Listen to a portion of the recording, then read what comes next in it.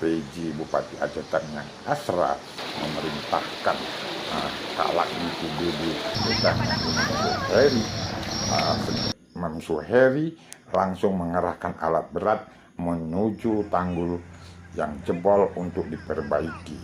Alhamdulillah tanggul yang jebol akhirnya berhasil diperbaiki dan air sungai Tamiang tidak masuk lagi menggenangi Pekan Seruan.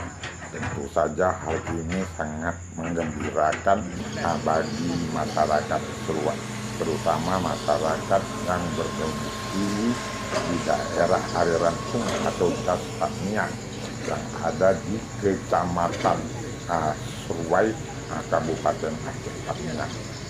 Akhirnya tanggul tersebut berhasil diperbaiki